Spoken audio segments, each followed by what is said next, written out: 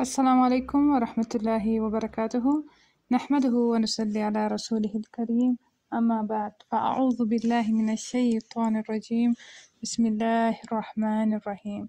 ربي اشرح لي صدري ويسر لي أمري واحلل عقدة من لساني يفقه قولي. زموږ د نن ورځې موضوع ده د ښځو سره حسن سلوک یا هم ښه اخلاق یا ښه سلوک د ښځو سره. تاسې خو به نو خامخا د دې په اورېدو خوشحاله سوي یاست، ځکه چې ستاسې د حقوق خبره کیږي. عشرة النساء د ښځو سره ښه سلوک. قال الله تعالی وإذا الموءودة سئلت بأي ذنب قتلت. د الله سبحانه وتعالی ارشاد دی چې دا هغه ژوندۍ ښخه کړې نجلۍ څخه به وپوښتل سي چې هغه د کومې ګناه په اساس په قتل رسېدلې ده. الله به دا سوال د ظالمانو څخه ونه کړي، په هغو خو به ډېر پدر دي، خو مظلوم ته به د هغو حق ورکوي. هغه کوچنۍ نجلۍ چې دا اوس یې په دنیا کې سترګې خلاصې کړې وې، چې هغه تر اوسه په هیڅ څه باندې نه پوهېدله، خپل دفاع یې لا نه سوای کولی، خپل په باره کې د هیڅ شي د کولو قابل لا نه وه، نه یې څه ویلی سوای او نه یې څه کولی سوای.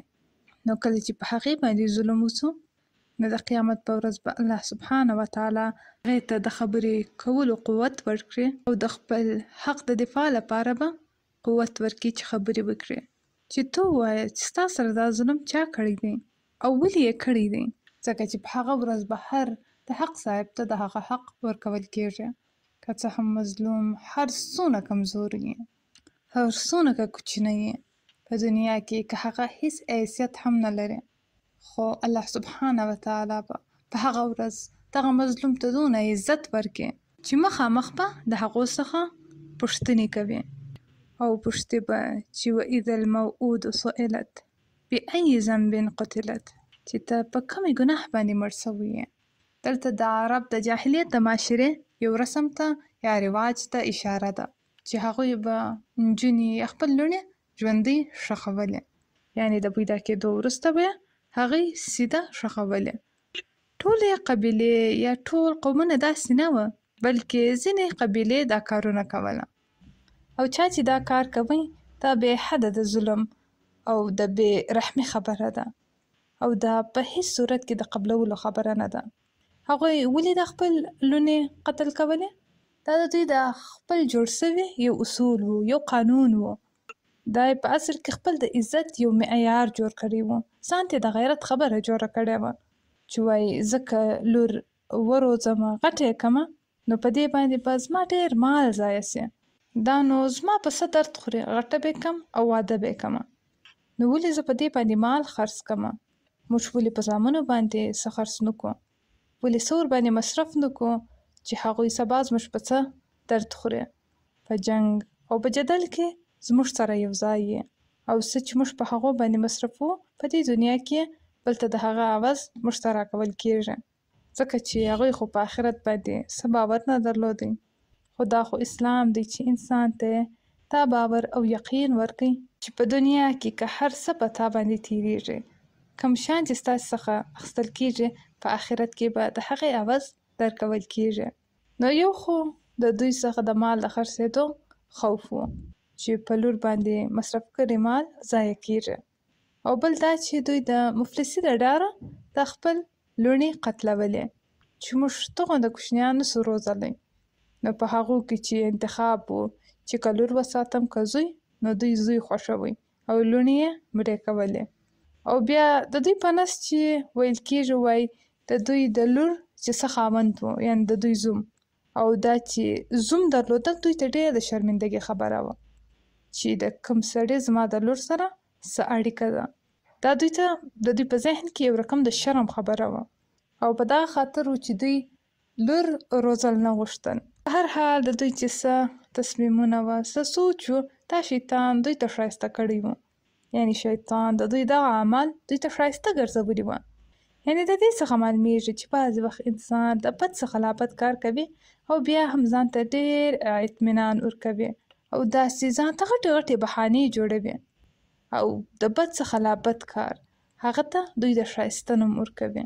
نو د دې لپاره هیڅ وخت موږ باید خپل خواهش نفس، خپل خیال، خپل سوچ باید د یو شي معیار جوړ نه کړو چې دغه شی ښه دی او دغه شی بد دی. ځکه چې موږ باید وګورو هغه چا چې موږ پیدا کړي یو د هغه په نظر باندې دا کار څنګه دی. ډېر وخت داسې کېږي چې یو شی موږ ته ډېر سم معلومیږي، وعسى ان تحبوا شیئا وهو شر لکم. کېدای شي چې یو شی تا ته ډېر خوښ وي یا د یو شي څخه تا ډېر ښه راځي خو هغه په اصل کې ښه نه وي. وعسى ان تکرهوا شیئا ويجعل الله علیکم خیرا کثیرا. او کېدای شي یو شی ستا هېڅ نه وي خوښ، تا ته ناخوښه وي خو الله په هغه کې ډېر خیر اچولی وي او الله به په هغه کې خیر واهم چوي.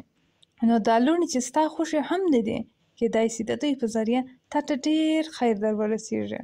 او د حقیقت هم دغه خبره ده، څونه چې لور خیرخواه ده، څونه چې لور پر محبته ده او څونه چې لور دلسوزه ده، هغه رقم زامن نه وي. نو د دې لپاره چې الله سبحانه وتعالی موږ ته د دین په طور انعام کړی دی، الیوم اکملت لکم دینکم واتممت علیکم نعمتي، چې زما خپل نعمتونه پر تاسې باندې تمام کړل. نو دا زموږ نعمت دی دین ته چې ښځې ته یې ازادي ورکړې ده او دغسې نور ډېر حقوق یې ورکړي دي چې تر ټولو اول د ژوند حق دی. د جاهلیت په وخت کې به یې د ژوند حق لا نه ورکوي.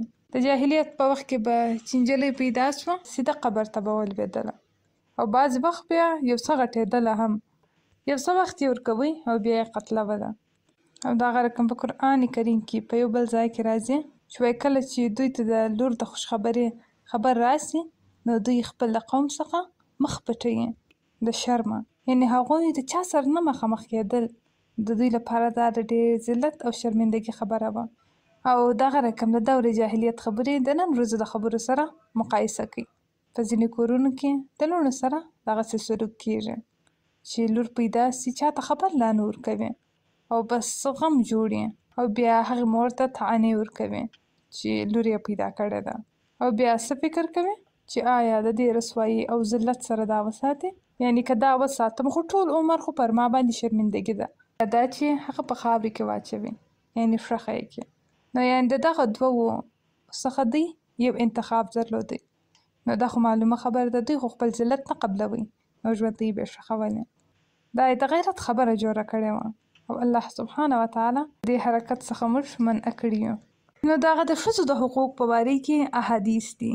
د نبی کریم صلی الله علیه وسلم د زوجه حضرت عایشه رضی الله عنها څخه روایت دی چې یوه ښځه خپل د دوو لوڼو سره زما کور ته د غوښتې لپاره راغلی، یعنې څه یې غوښتل، زما سره بېله یوه خورما هېڅ نه و. ما هغه خورما هغې ته ورکړله او هغې هغه خورما خپل په دوو لوڼو کې تقسیم کړل او بیا پورته سوه او ولاړله او بیا نبی کریم صلی الله علیه وسلم داخل سو.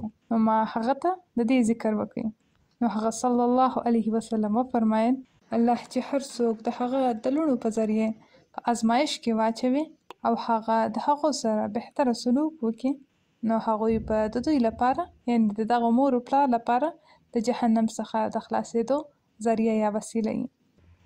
خبره دلته دا ده چې د کوم شي څه اهمیت دی، څه ارزښت یې دی، هغه موږ باید یوازې خپل یا د معاشرې د نظره ونه ګورو چې زه څه وایم، زما خاندان څه وایي یا دا چې خلک څه وایي.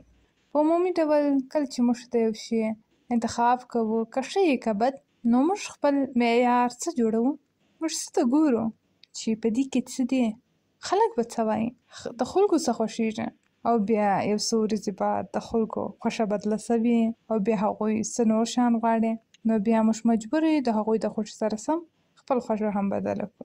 نو په دا رقم کې به انسان په هېڅ رقم ژوند نشي کوی.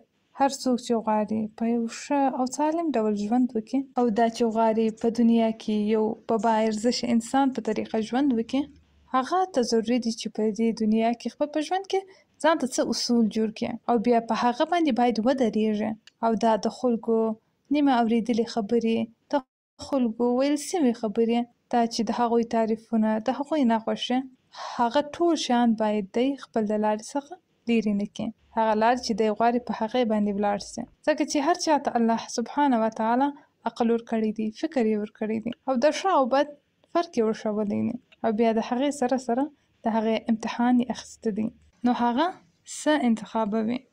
د هر انسان د عقل امتحان دی چې د هغه انتخاب څه دی. دغه رقم موږ هم ګورو چې الله سبحانه وتعالی تر ټولو د مخه څه ته ښه ویلي دي او څه ته بد، او بیا په هغو کې موږ کوم یو ته ښه وایو، هغه چې الله ښه ورته وایي یا دا چې موږ خپل په معیار باندې هغه ښه جوړ کړی دی. نو هغه وخت چې موږ الله سبحانه وتعالی خواته ورځو نو زموږ چې څه امتحان دی په هغې کې به سوال کیږي، یعنې په دنیا کې چې موږ څه معیار کړی دی د هغه څخه به سوال کیږي چې هغه تا د چا د خوښې په مطابق سره کړی و، د الله تعالی، یعنی هغه چا چې د الله د خوښې سره سم ژوند تیر کړي او خپل خوښه یې نظر انداز کړل. الله تعالی خو خامخا هر وخت موږ آزمایي، نو په موږ کې څوک دی چې په دې امتحان کې به کامیابه سي. او د ښو کارونو شرط څه دی چې هغه لله او فی الله یې. لله یعنی یوازې او یوازې د الله لپاره یې، او فی الله یعنی د الله د خوښې سره سم یې، د قرآن او د سنت سره سم یې. نو د قرآن او سنت د روشني سره موږ ګورو چې ښځو ته څه مقام ورکول سوی دی، ښځو ته څه درجه ورکول سوې ده. که وکتل سي یو ښځه او سړی د ژوند بنیاد جوړوي، خاندان جوړوي. په قرآن کریم کې سورة العمران کې الله سبحانه وتعالی دا دواړه یعنی ښځه او سړی د یو بل حصه بولي. بعضکم من بعد، ستاسې څخه بعضې د بعضو څخه دي، یعنی تاسو دواړه د یو بل حصه یاست. یعنی دا ښځه او سړی د یو بل لپاره لازمي دي، ضروري دي. د دوی دواړو بغیر څخه معاشره نشي جوړېدای. آیا سړی یوازې اولاد پیدا کولی سي یا یوازې یوه ښځه اولاد پیدا کولی سي، یا دا د دواړو کار دی؟ نو دغه رقم ښځه او سړی که څه هم په اقسامو کې مختلفه دي خو دواړه انسانان دي، د انسانیت په درجې کې دواړه برابر دي. صحیح دی، په دوی دواړو په جنسیت کې فرق شته، یعنی یوه ښځه ده یو سړی، او دغه رقم د دې په اعتبار سره د دوی په جسم کې فرق شته. په انساني ډول په دوی کې فرق نشته. په اسلام کې هم د هغوی اجر، د هغوی نجات لپاره چې څه تقوا، توکل او د خشیت چې څه اصول او معیار ښودل سوی دی هغه سره برابر دی. داسې نه دي ویلي چې ښځه باید ډېره تقوا ولري، ډېره متقیه، او سړی دې بس برابر. داسې خو یو ځای هم نه دي لیکل سوي. دا زموږ معاشره خپله ځان ته یو معیار جوړ کړی دی. سړي یې پرېښي دي چې وایي څه چې زړه غواړي هغه دې وکړي، خو بیا که ښځې کار وکړي په هغې باندې خو پابندیانې دي او بندیزونه یې لګولي دي، یا دا چې هغه ډېره ملامته ده. نو دا په یاد وساتئ چې الله سبحانه وتعالی سړی او ښځه د انسانیت په حقوقو په برابر مساوي خلق کړي دي. صحیح دی، د دوی چې په دې دنیا کې څه نقش دی هغه مختلف دی. د چا چې کم نقش تر ټولو ډېر با اهمیته دی نو په هغې کې د هغه حق هم ډېرېږي. د مثال پر ډول په کور کې د ګټې راوړلو نقش د سړي دی، د سړي دا نقش ډېر دی نو حقوق یې هم ډېر دی. نو مور چې د یوه اولاد لپاره څونه زحمت کاږي نقش یې ډېر دی، هغونه حقوق هم ډېر دی. الله سبحانه وتعالی د دوی ترمنځ یو ډېر خاص مناسبات یا مساوات راوستلي دي د حقوق او فرایض. سړیانو ته حکم سوی دی وعاشروهن بالمعروف، د هغو سره په ښه طریقه سره ژوند وکړئ. که ښځه څه مور یې، ښځه یې، لور یې، که خور یې، که هغه هر څوک یې، ښځه د احترام وړ ده، د ښه سلوک او د ښه اخلاقو مستحقه ده. نو په دې ټولو کې تر ټولو اول حق د لور راځي. نو په دې کې د نبی کریم صلی الله علیه وسلم څنګه طرز عمل و؟ ځکه چې هغه خو زموږ معیار دی، نه هغه خو زموږ الګو دی، موږ هغه ته ګورو. نو هغه څه کوله؟ اهدنا الصراط المستقیم واهدنا الصراط الذین انعمت علیهم. الله خو پر هغه باندې انعام کړی و نه، نو څه چې هغه کړی وه موږ د هغه څخه رهنمایي حاصلوو. دا خبره تاسو ته واضح سوه؟ خدای دې وکړي چې واضح سوي. حضرت عایشه په باره کې راځي کله چې وایي د هغې په کور کې به یو کوچنی پیدا کېدی نو پوښتنه به نه کېدل چې لور دی که زوی، بلکې پوښتنه به کېدله چې آیا سالمه دی. کله چې وویل سوه چې و نو ویل به یې الحمدلله رب العالمین. بس دغونه یعنې که لور دی که زوی که سالمه یې تر ټولو مهمه دا ده. نو هغوی ولې نه پوښتل چې لور ده که زوی؟ ولې؟ انسان دی، په انسان کې فرق نشته، دوی دواړو په درجو کې فرق نشته. په جاهلیت کې به څه کېدل؟ اول به معلوموله چې هلک دی که نجلۍ، او بیا که به نجلۍ پیدا سوې وه نو پر هغه باندې به خوابدي کېدل. د خدای څخه به ناراضه وه، د ښځې څخه به ناراضه وه، او د هغه رقم د خلکو څخه بیا مخونه پټوله او خواوې به یې بدې وې. د هغه رقم د نجونو په ښه پرورش کې د نبي کریم صلی الله علیه وسلم سره یو ځای کېدل. نبي کریم صلی الله علیه وسلم فرمایلی دی چا چې 2 لوڼې وروزلې تر هغه پورې چې هغوی بالغه شولې نو د قیامت په ورځ به زه او هغه داسې یو. یعنې هغه صلی الله علیه وسلم خپل د 2 ګوتې سره نږدې کړلې او دا یې وویل، یعنې هغه تر ټولو د نږدې کسانو څخه به ماته چې هغه چې د 2 لوڼو ښه روزنه وکړي.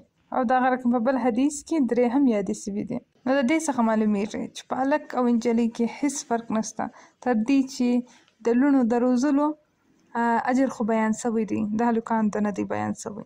او بیا د لوڼو سره محبت کول د جنت د حصول ذریعه ده، یعنی د جنت د حاصلېدو ذریعه ده.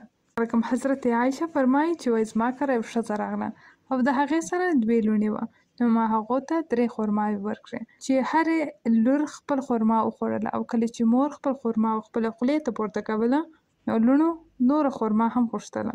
یعنی دا حدیث یو څه فرق لري د مخکیني حدیث څخه. نو بیا هغې دا خرما نیمه کړه او د خپلې 2 لوڼو ته یې ورکړه او خپله وږې پاتې شوله.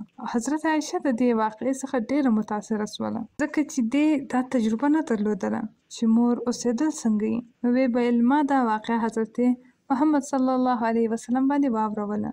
هغه وفرمایل یقینا الله سبحانه وتعالی هغه د دې عمل په وجه جنت پر هغې باندې واجب کړی دی، یا دا چې د جهنم څخه هغه آزاده کړې ده. په دې خو یو د نجونو یا لوڼو د خیال ساتلو خبر راغلی ده. او یو بل کومه اهم خبره معلومیږي، د مور قرباني.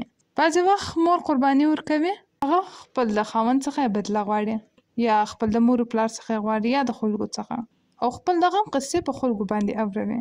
نو همیشه په یاد وساتئ خپل د اولاد لپاره چې تاسې هر کار وکړئ، که هغه هر کار یې، مثال هغه تاسې خپل د صحت قرباني، که مو د حسن قرباني، یا که مو د وږې او تږې قرباني، نو هر کار چې یا په هر شي کې چې مور قرباني ورکوي په هغې په باره کې باید مور د چا د مخه ونه ژاړي. ځکه چې ډېر وخت موږ لیدلي دي چې دا د کوچني اولادونو میندې چې په یو مجلس کې راټول سي بس نو د خپل د اولادو خبرې شروع کړي، بس د هغو په باره کې په ژړا یي، داسې مې په عذابوي، داسې دی او داسې دی، یعنې دا ټول نعمتونه هېروي او بس د هغوی د په عذابولو خبرې یې رااخیستې دي. هغه مه یادوئ. خلک ستاسې د اولادونو د شوخي په باره کې هېڅ دلچسپي نه لري.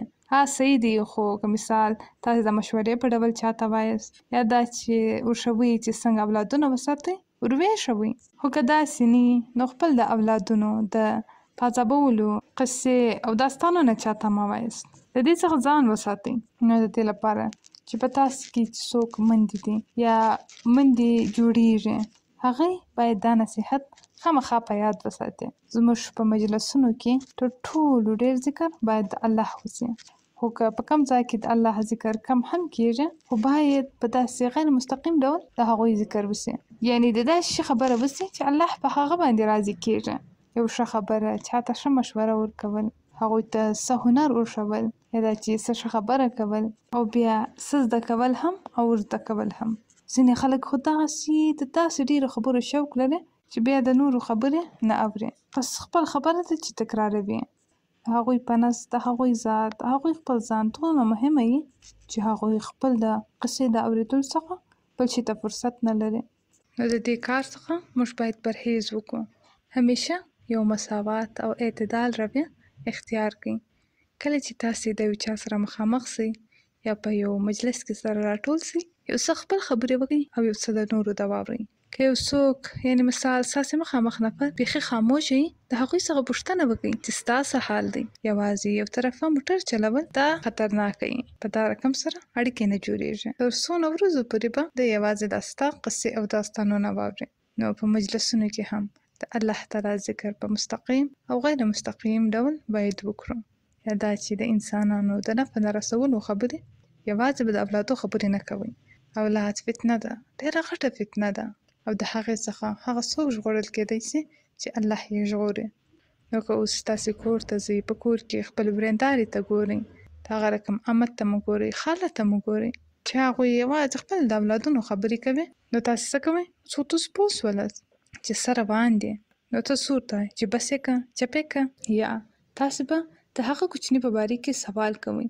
ولې؟ ځکه تاسې هغوی مجبوره کوئ چې د هغه شیانو په باره کې فکر وکړي چې هغوی فکر نه دی کړی. په دا رقمه تاسې دوی ته فایده ورسوئ.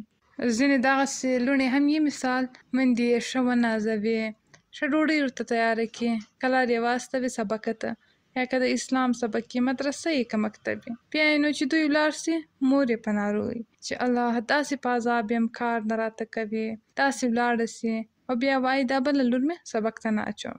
ځینې بېزاره سوي. په دې حال کې اول باید دغه لور او دغه اولادونه هم خپل د مسؤلیت خیال وساتي، اعتدال قایم کړي او په هر څه کې ځان ته یو تقسیم اوقات جوړ کړي چې په دا وخت کې به زه سبق وایم او په دا وخت کې به زه کار کوم، تر هغه پورې چې د تاسې خپله مور مجبوره نه کړي چې ستاسې حالونه تر نورو پورې ووایي. خو دویمه خبره، که مثال ته دا مور یې، هر څوک خپل د اولاد کار کوي، نو په دې کې دا ژړا او نارې پرېږدئ. نبي کریم صلی الله علیه وسلم فرمایلي دي هغه چا چې درې لوڼې او هغه د هغو لپاره زحمت وکړي، ورباندې وخوري او وچشي او ورباندې وایې غوندې، یعنې په دې کې ښځه او سړی دواړه شامل دي.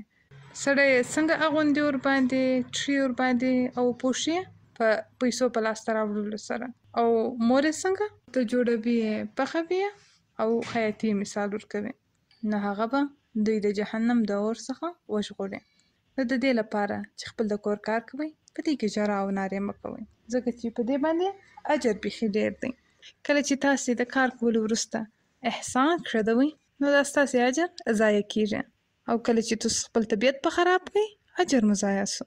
مثال که ته ستړی سوې، خپل اولاد ته وایي چې راسه زویه مساج مې که، زه داسې ستړی سوی یم، دیګ مې پخ کړی دی.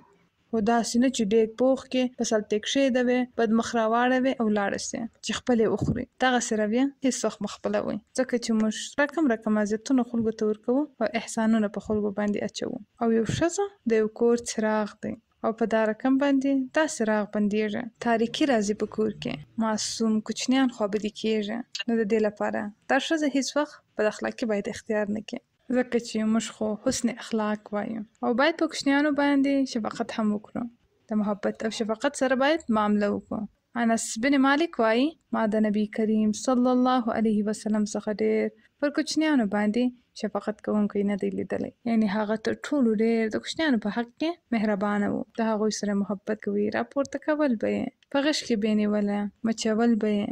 حضرت انس فرمایي و یو وخت د نبی کریم صلی الله علیه وسلم سره یو سړی ناست و او د هغه زوی راغی، نو هغه یې راواخیستی، مچ یې کړی او خپل په غېږ کې یې کښېنوی، او بیا یې لور راغله او هغه یې ونیوله او یو خوا ته یې کښېنوله، نه یې په غېږ کې ونیول، نه یې مچ کړه، نه یې په غېږ کې کښېنوله او بس هلته یې کښېنول. نبي کریم صلی الله علیه وسلم وفرمایل تا د دوی ترمنځ ولې عدل ونه کړئ، تا ولې انصاف ونه کړئ، یعنې د لور په مقابل کې دې زوی مچ کړي، لمس دې کړئ، ناز دې ورکړئ، خو لور دې پرېښوله. بعضې خلک بیا داسې لوڼو ته دغه غونده نازونه ورکوي، هلکان یا زامن یې ایریږي، دا هم سمه خبره نه ده. نو اعتدال او مساوات باید رعایت سي، ځکه چې نبي کریم صلی الله علیه وسلم دلته د عدل خبره کړې ده چې تا عدل ولې ونه کړئ.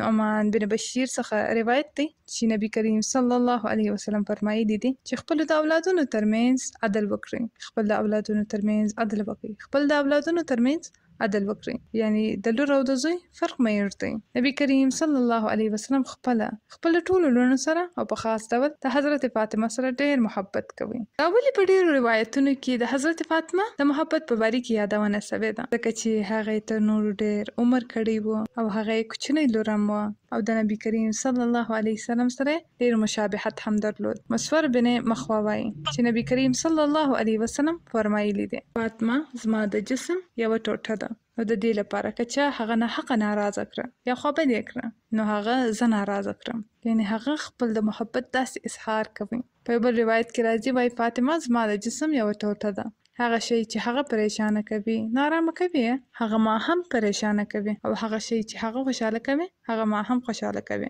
قیامت په ورځ به ټول حسب او نسب قطع سي، یعنې ټولې اړیکې به پرې سي، مګر بې له زما نسب قرابت او د زمانو، یعنی زما چې څه نسب دی، یعنی زما چې څه اولادونه دي، یعنی د اولادونو مې د هغو د خاوندانو اړیکه به قایموي. او بیا دغه رقم که لور کوچنی ټول محبت ورسره کوي. خو که غټه سي، مثال واده وکړي، خو زرګنۍ کره ولاړ سي، خپله مور جوړه سي، نو مور و پلار زیاتره وخت د هغې څخه غافل کېږي چې هغه خپل په کور کې ده بس خوشحاله ده. نبي کریم صلی الله علیه وسلم څه کوله؟ حضرت عایشه فرمایي چې نبي کریم صلی الله علیه وسلم د سهار په وخت کې په داسې حال کې ووتی چې هغه خپل په ځان باندې داسې څادر واچوي چې په دغه وخت کې حسن راغی. نو په دا وخت کې هغه حسن خپل په دا څادر کې ننباسي، او بیا حضرت حسین راغی، هغه هم خپل په دا څادر کې ننباسي، او بیا حضرت فاطمه راغله، هغه هم داخله کړه، او بیا علی راغلی او هغه هم خپل په څادر کې دننه کړي. یعنی ډېر غټ څادرونه. یعنی ګوري دا څنګه په څه ډول د محبت اظهار دی. په کوچنیوالي به خامخا تاسې دا تجربه کړې. مثال مور که مو یې، که مو پلار یې، که مو نیکه یې، تاسې غټ څادر راواخلئ او تاسې پکې کې ننباسئ، نو دې ته وایي محبت. او تاسې به لیدلي چې دا کوچني کوچنیان د دې څخه ډېر خوشحاله کېږي هم. او د هغه رقم بعضې وخت تاسې په څادر کې خپل مخ پټ کړئ چې مثال هغه ته خپل مخ بیا ورښکاره کړي، څنګه خوشحاله کېږي. نو ګوري دا د الله رسول دی، په څه ډول خلکو ته ناز ورکوي. موږ ته وګورئ، موږ په څه ډول ځان نقلي جوړ کړی دی، مصنوعي مو جوړ کړی دی. حال دا چې په هغه وخت کې چې د تربیه وخت یې، د ډیسپلین وخت یې، څنګه معامله چې تاسو د هغو سره کوي هغه جلا خبره ده. خو هر وخت په کوچني باندې باید سختي ونیسئ. سختی صحیح دی، خپل په وخت، خو باید هر وخت خپل په ځای باندې د محبت څخه کار واخیستل سي.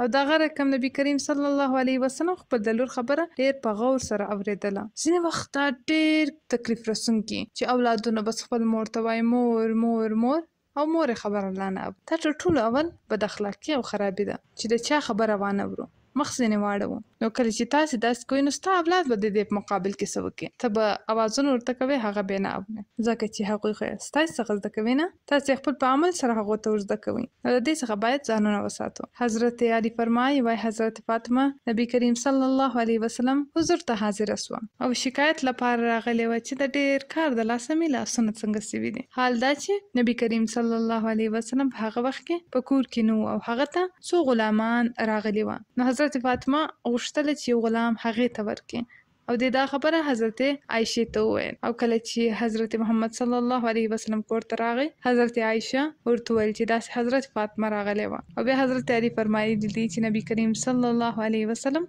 زموږ کور ته راغی. وی فرمایل چې ته زما کور ته راغلی وې، زه په کور کې نه وم، نو زه درته راغلم. په هغه وخت کې موږ په بستر کې پراته وو، نو موږ غوښتل چې د بستر څخه راپورته سو.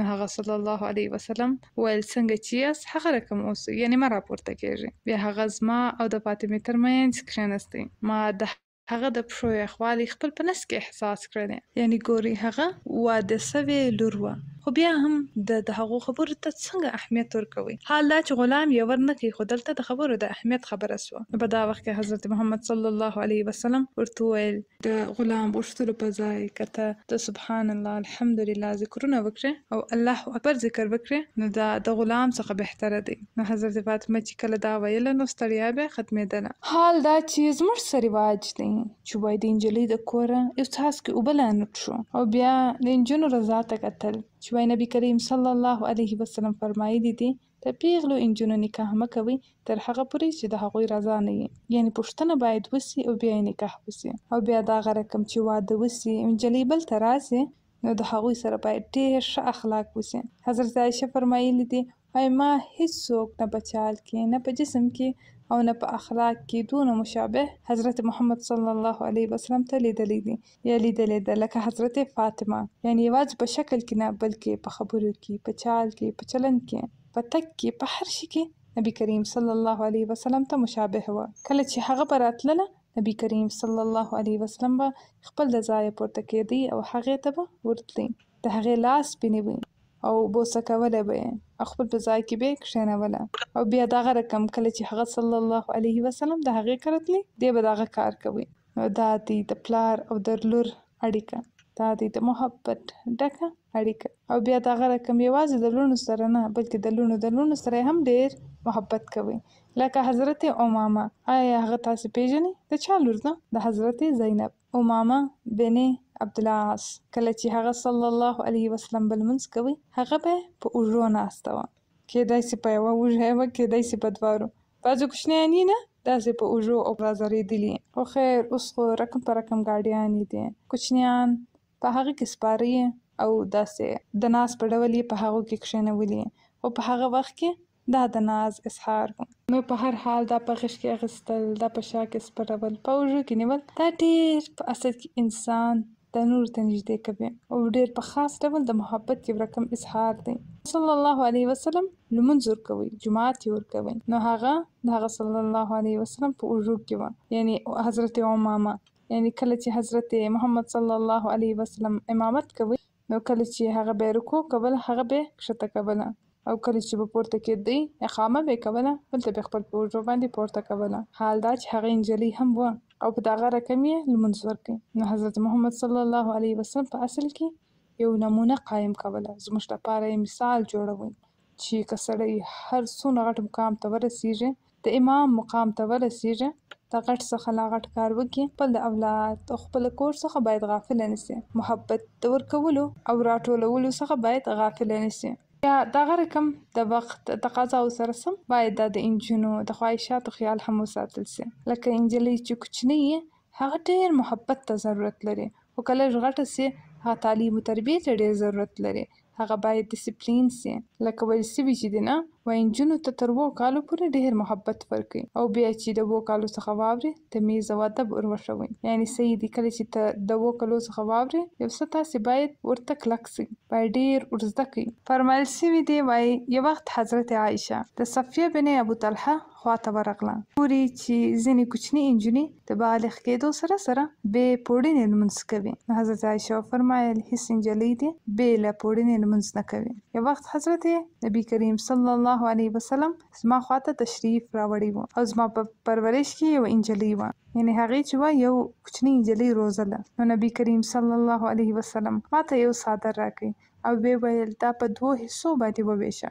وایي یوه دغه نجلۍ او یو چې د ام سلمه خواته ده هغه کوچنۍ نجلۍ ته ورکړه، ځکه چې زما په خیال دوی دواړه بالغه سوي دي، یعنې اوس غټه سوي دي، د کور په منځ کې هم باید څادر واخلي. او بیا نجونو ته باید د مشقت په وخت کې د سختۍ په وخت کې باید اساني فراهمه کړي. حضرت اسما چې وه بیخي ډېر کار یې کوي، د حضرت زبیر چې څمځکه وه په هغې کې به دې کار هم کوي او بیا چې څه بوټي وه هغه به یې راټولوله او خپل په سر باندې به حمل کول، یعنې ګور دا بوټي خو بیخي ډېر درانه وي. نو حضرت اسما فرمایي وایي دا مځکه زما د کور څخه 2 میله لرې وه. نو په لارې کې ما د حضرت محمد صلی الله علیه وسلم سره ملاقات وسو او د هغه سره د انصارو نور خلک هم وه. نو زه یې خپلې خواته راوغوښتلم چې وایي زما په اوښ باندې سپره سه. نو ما چې شاوخوا سړیانو ته وکتل زه هم شرمېدلم او د حضرت زبیر د غیرت خیال هم راته راغی چې هغه به دا خبره خوښه نشي، ځکه چې هغه ډېر باغیرته و. ځینې خلک به تاسې لیدلي نه، ځینې سړي چې غواړي چې د خپلې ښځې که مور یې که لور یې که خور یې غواړي ډېر هغه محفوظه وساتي او ډېر خیال یې په اصل کې ساتي. حال دا چې ټول سړیان باید دا کار وکړي، خو ځینې خلک په دې کې ډېر حساسه وي. نو نبی کریم صلی الله علیه وسلم په دې باندې پوه شول چې دا شرمیږي، نو هغه مخته ولاړې او بیا زه د حضرت زبیر خواته راغلم، حضرت اسما وایي، او هغه ته مې دا بیان وکړي. نو په دې باندې حضرت زبیر وویل په الله قسم په دې باندې خو ماته ډېر رنج راغی، غم راغی چې تا خپل په سر باندې بوټي راخیستې وې او که ته د نبی کریم صلی الله علیه وسلم سره سپره سوې وای نو دا به ما باندې هیڅ سخته نه تمامېدل.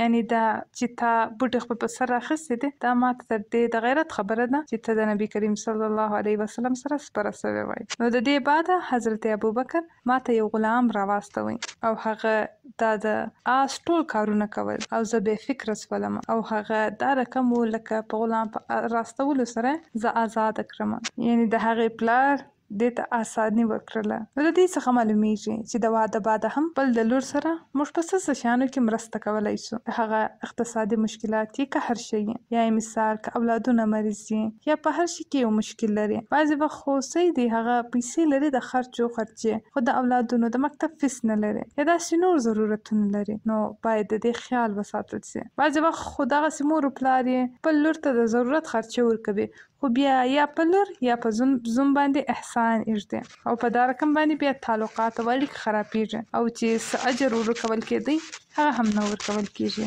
ایله ضایع کېږي. او بعضې وخت که نسو کولی چې غلام ورکو نو څه وکړو؟ که بعضې وخت که لور یې، که زوی یې، که اولادونه یې، که هر څوک یې، که خپلوان یې، هغوی که داسې کومک ستاسې څخه وغواړي، تاسې کومک نسئ ورسره کولی. هغوی ستاسې څخه ډېر توقع ولري خو تاسې د هغوی توقع نسئ پوره کولی، ځکه چې مثال ستاسې خپله لاس تنګ دی. یا دا چې تاسو خپل ضرورتونه لري، نو په داسې حال کې باید دستي د یا جواب ورنکړو، بلکې باید ښه خبره ورته وکړو، یو لار وروښوو. یعنې ضروري نه دی چې انسان به خامخا اقتصادي مرسته ورسره کوي، په یو بلې ذریعې سره هم کومک کولی شي. او بیا د هغه رقم د هغوی د دیني تربیت خیال هم باید وساتي. حضرت علي فرمایي وایي نبي کریم صلی الله علیه وسلم یو وخت د شپې زما او د فاطمې خواته راغلی او موږ یې لمانځه ته راپورته کړو او بیا خپل کور ته ولاړو او لمونځ یې وکړ. بعضې وخت خو داسې میندې چې د اولادو دروازه وګوري چې قلف وي، د هغو سره تېرې سي او خپل لمونځ وکړي. دغسې دی نه خامخا به مو لیدلي. حضرت علي چې د حضرت فاطمې د واده په باره کې حضرت محمد صلی الله علیه وسلم ته پیغام لیږلی و چې د هغې واده زما سره وکړي، یعنې خواستګاري یې لیږلې وه. نو هغه صلی الله علیه وسلم ورته وفرمایل چې دا ستا د په دې شرط چې ته د هغې سره ښه سلوک وکړې. یعنې ګورئ ما ته هېڅ اعتراض نشته، ما ستا خواستګاري قبوله ده، خو دا چې ته د دې سره ښه رویه وکړې، په ښه اخلاق کې سره راځي. یو چې مثال ښه اخلاق چې رابطه ورسره برقراره کړې، او بل چې د هغې چې څه حقوق دي، مثال ډوډۍ ورکول، لباس یې برابرول، نفقه برابرول، او دا چې څه ضروريات دي هغه په ښه زړه ورپوره کول دي. نو حضرت عباس فرمایي کله چې حضرت علي حضرت فاطمه سره واده وکړي، نو حضرت محمد صلی الله علیه وسلم حضرت علي ته وفرمایل چې دې ته یو څه ورکړه. حضرت علي وفرمایل چې زما سره خو هیڅ نشته. نو حضرت محمد صلی الله علیه وسلم ورته وفرمایل ستا هغه ذره چیرې ده؟ د دې څخه دا معلومیږي یعنې خو سر خپل زوم ته ویلی سي چې زما لور ته دا شی واخله، په دې کې هیڅ بدي نشته، ځکه چې هغه یې پلار دی. خو صحیح دی بې ځایه مطالبې به نه ځینې کوي، بې ځایه خواستونه به نه ځینې کوي، خو بیا هم هغه ته به ورفکر کوي چې ته د دې لپاره مسؤل یې. نبي کریم صلی الله علیه وسلم د نبي اوسېدو سره یو معلم و، استاد و، د هغه هر عمل د نورو لپاره مثال و. هغه نورو ته هم ورزده کوله چې د لور سره څنګه ښه اخلاق وکړو، د خانومې سره خپل د ښځې سره څنګه به ښه ډول اخلاق وکړو. او بیا د لور د دین فکر. علي رضی الله عنه د فاطمې سره ابو جهل لور ته د نکاح پیغام ورولېږي. نو صحابي وایي ما نبی کریم صلی الله علیه وسلم په منبر باندې د خطبې ورکولو په وخت کې ولیدی چې هغه وفرمایل چې فاطمه زما څخه ده او ما په هغې باندې فکر دی چې داسې نه د هغې په دین کې څه امتحان راسي. او بیا حضرت محمد صلی الله علیه وسلم خپل د بل زوم ذکر وکړي او د هغه ښه تعریف یې وکړي چې وایي هغه چې څه خبره کړې ده رښتیا یې کړې ده، ما سره چې څه واده کړې ده هغه یې پوره کړې ده، حلال حرام او حرام حلال نه دي ګرځولي. په الله قسم د پیغمبر لور او د هغه د دشمن لور هیڅ وخت یو ځای نسي سره جمع کېدی. نو په دې وخت کې خو د نورو شیانو د خلط کېدو او یو ځای کېدو شک هم و. نو په دې وخت کې حضرت محمد صلی الله علیه وسلم دا منع کوي. نو ګوري د دې څخه عجیبه معلومیږي چې نبی کریم صلی الله علیه وسلم خپل د زومانو څنګه تعریف کوي او په دغه رقم د خوشي او خوشحالي په وخت کې خو د هغې خیال ساتل، خو کله چې د غم خبره سي باید د هغې خیال هم وساتل سي. اوس لکه چې په دا وخت کې د حضرت فاطمې د دین د امتحان خبره وه، یعنی ګوره دا خو د دې لپاره یو خوابدی و نه چې دا احساس کوي. سبحانك اللهم وبحمدك نشهد ان لا اله الا انت نستغفرك ونتوب اليك. جزاكم الله خيرا كثيرا. السلام عليكم ورحمة الله وبركاته.